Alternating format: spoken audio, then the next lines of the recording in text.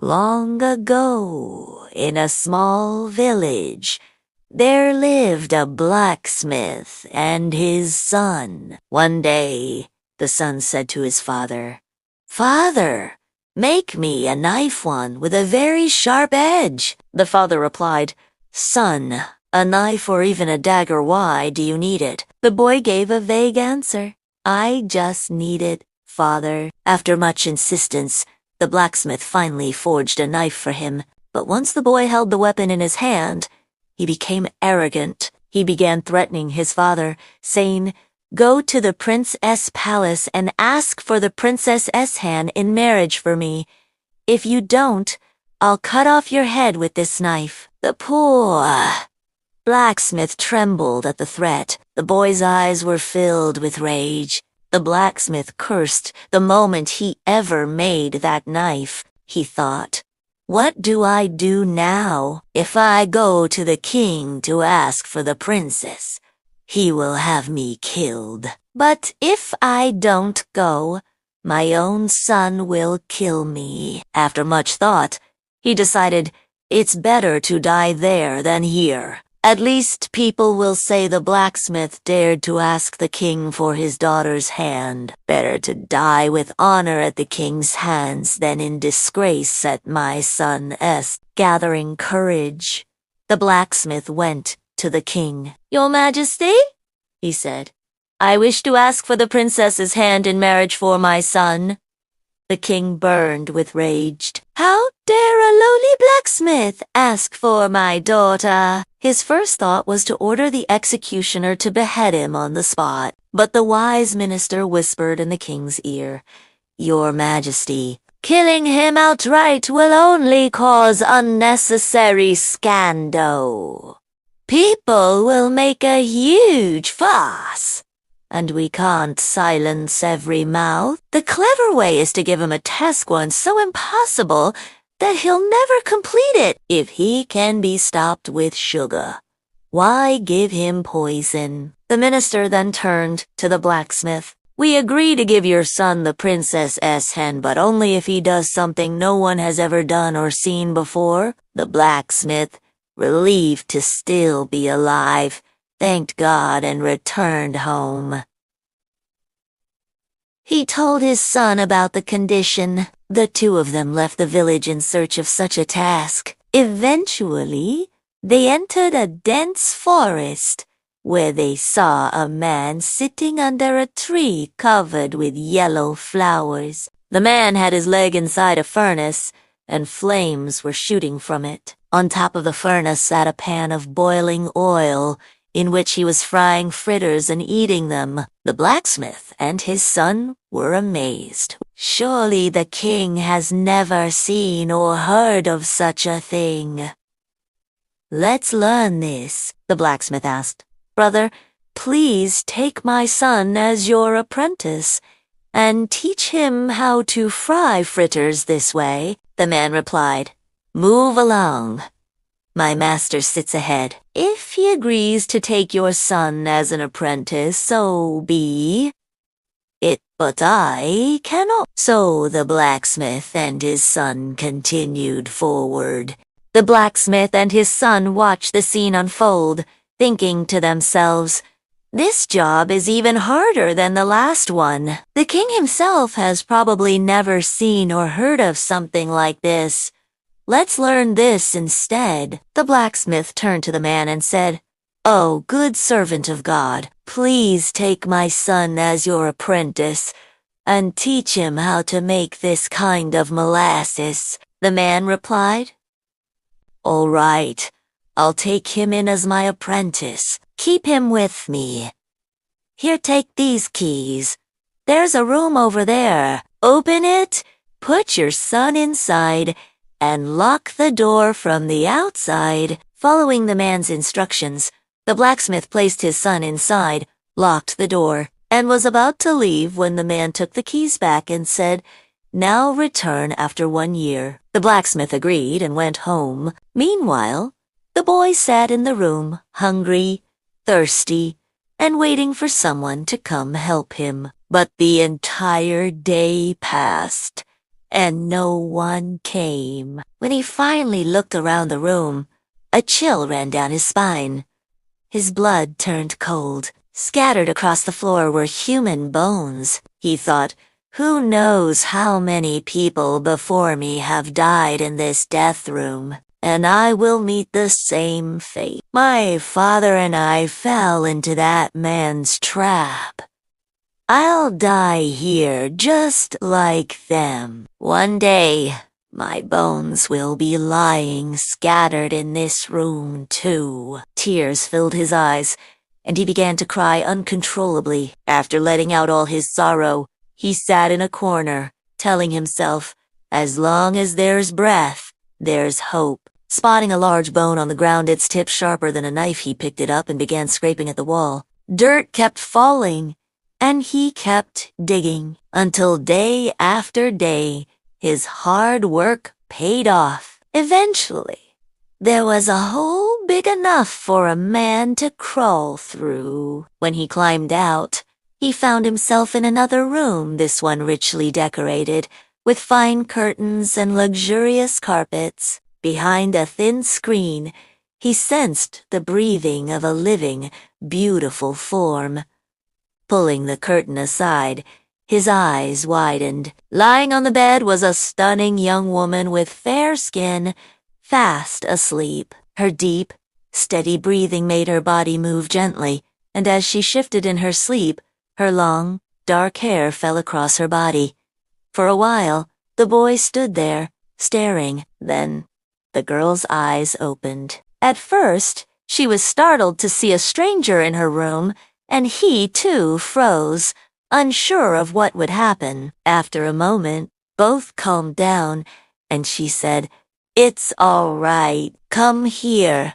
Sit beside me, and tell me who you are, and how you got here." Gathering courage, the boy told her everything. She offered him food, then revealed the man outside, making Malasesta, one who locked you in the room. That's my father. I am a sorceress, too.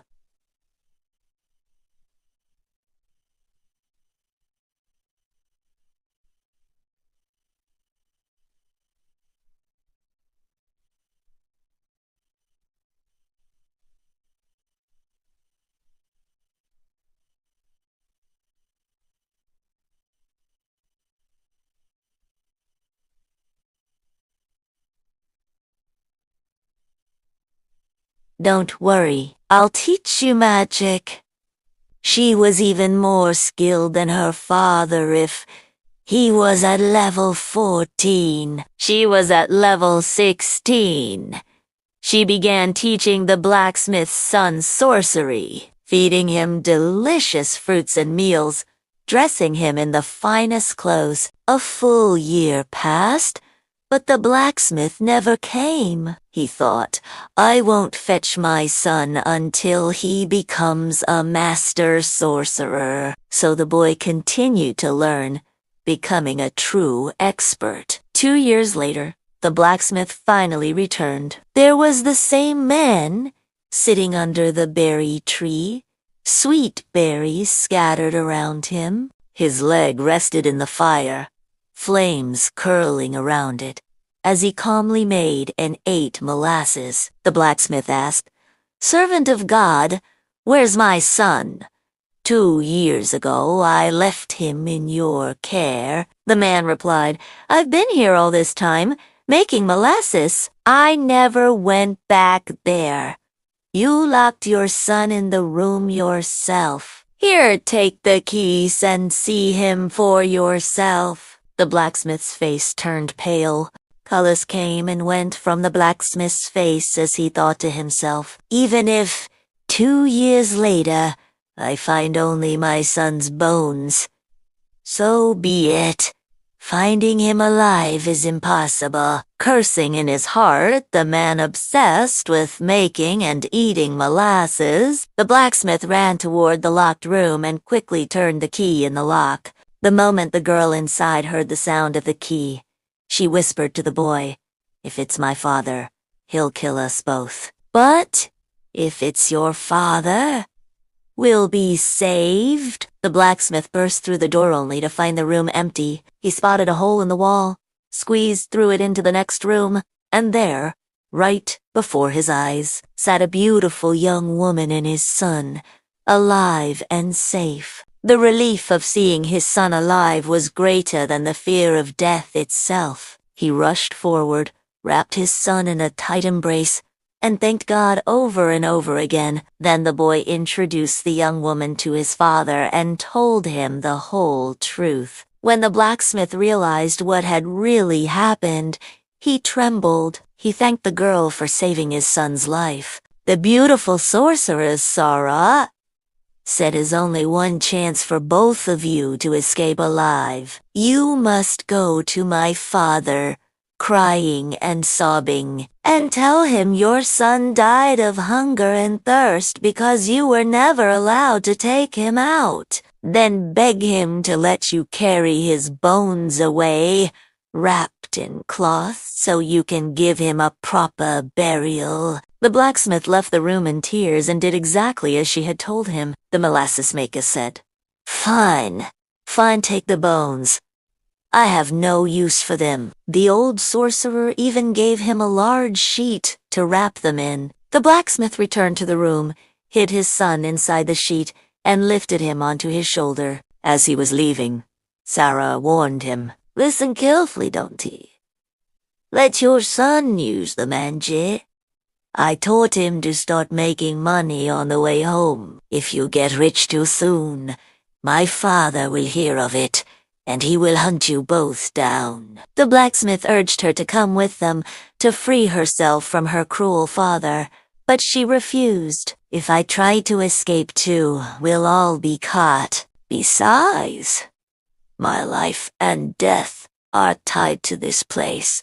Where would I even go?" So the blacksmith, his son hidden in the cloth, stepped out. He tossed the sorcerer-esque ring toward him from a distance. The old man was still busy making and eating molasses and hardly looked up. The blacksmith traveled far, far away before setting his bundle down. He unwrapped it, and his son emerged safely. They both thanked God for their escape and set out on their journey again. They walked for hours until they finally came out of the forest and into lush green fields. Ahead, they saw a bull walking in circles, drawing water from a well, while a landowner stood nearby. The blacksmith's son said, "Father, let me show you some magic. I'll recite a spell and turn into a bull. Sell me to that man, but remember, remove my rope before you hand me over. Don't give him the rope." He recited the spell and instantly transformed into a fine, strong bull. They approached the landowner, who was immediately impressed. "Old man, are you selling this bull?" the landowner asked. "Yes, I am," the blacksmith replied. "How much do you want for it?" 55 rupees, said the blacksmith. The landowner hesitated, so the blacksmith added, "He's an excellent bull. If you don't believe me, harness him to your water wheel and see for yourself." They hitched the bull, and it pulled water faster and stronger than the landowner's own. Convinced, the man agreed to buy. "But I'm not selling the rope," the blacksmith said. "That's fine," the man replied. "I'll use my own." The deal was made, money exchanged, and the blacksmith left. Once they were far enough away, the bull turned around and ran straight to the blacksmith, transforming back into the boy. Moments later, the breathless landowner arrived, stick in hand. "Old man, have you seen my bull?"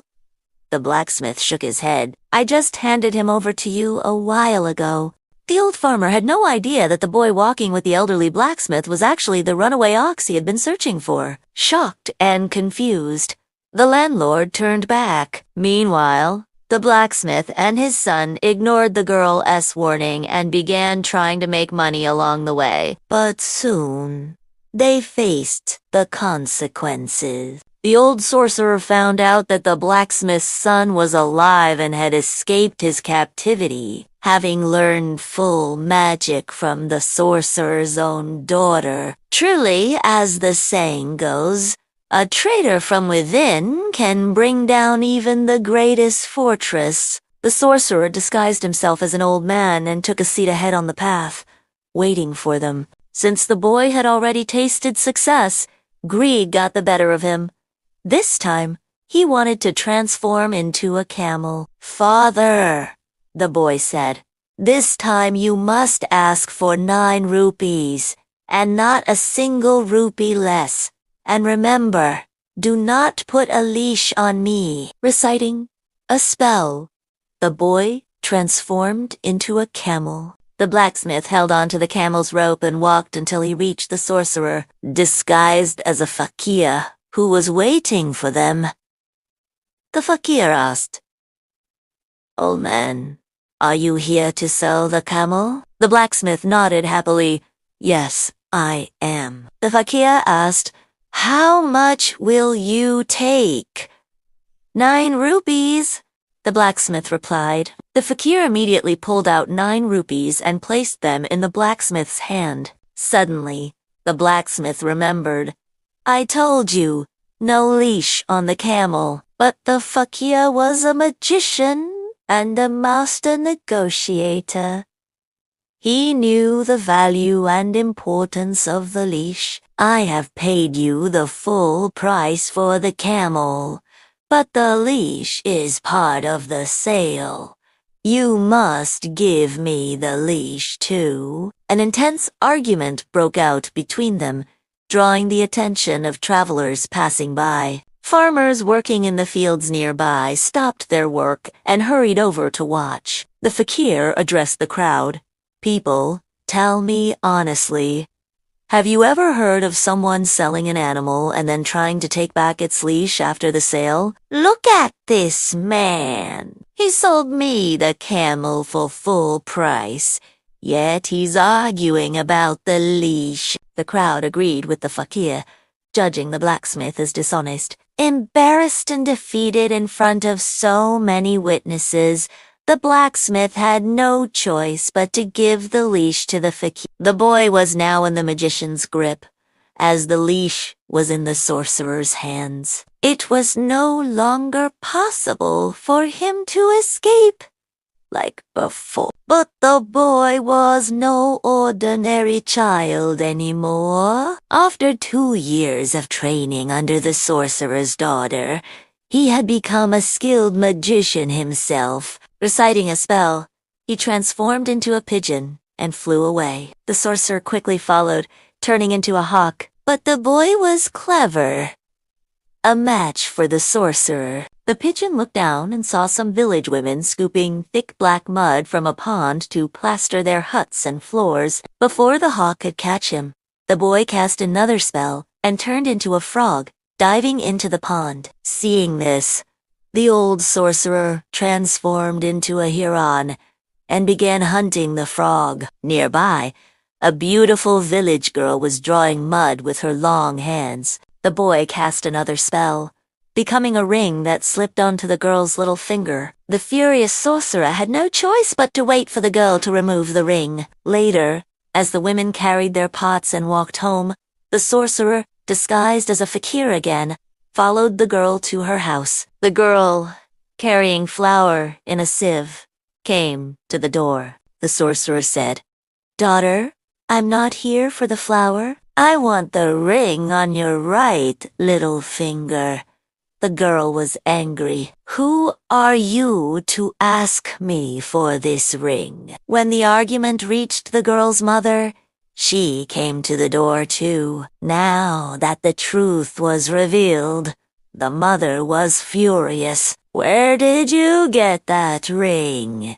You were just getting mud from the pond. Who gave you this? Take it off immediately and give it to your father. If you don't, I'll tell him everything. Before you even start with your nonsense, I'll slap your hand. The poor girl was trapped in a terrible situation. She took off the ring from her little finger and threw it away. The Fakir. He stood waiting, his eyes fixed on the ring. When the boy reached out to grab the ring, he suddenly transformed into a pigeon and flew away. The magician chased him, turning into a hawk. Finally, they reached the king's palace, both flying above it. The king was holding court. Just before the hawk could catch the pigeon, the boy turned into a golden thread and slipped inside the king's crown, thinking, "From here, the hawk won't be able to get me." The magician then turned into a fakir and approached the king, calling out to him. The king asked, "What do you want?" The fakir said, "Give me the golden thread inside your crown." The king was astonished. "Golden thread inside my crown? Where did that come from?" Curious, he raised his hand and reached inside the crown. As soon as the king touched it, the golden thread broke into prayer beads and scattered on the ground. The fakir quickly transformed into a rooster and started pecking at the beads. The boy then turned into a pearl-studded ring, caught the rooster, and killed it right there. The king was stunned and confused, watching all of this in disbelief. His eyes were wide with amazement. He had never seen anything like this before. After killing the rooster, the boy returned to his human form, stepped forward, and respectfully greeted the king. The king, still in shock, asked, "What is all this about?" The boy replied, "Your Majesty, have you ever seen or heard anything like this before?" The king, biting his fingers in surprise, said, "No, never." The boy continued, "Then remember the promise you made to my father? I am the blacksmith's son, and I have fulfilled your challenge in front of all these people here in court. Now please keep your promise and give me the princess's hand in marriage." The king had no choice left. He reluctantly agreed and gave his daughter's hand to the boy. A few days later, the blacksmith arrived at the king's palace with his son, riding a decorated horse and leading a grand wedding procession. The wedding was celebrated with great joy. Since the king had no sons, he made the blacksmith's son his heir. Years later, when the king passed away, the blacksmith's son sat on the throne and ruled with great honor and dignity.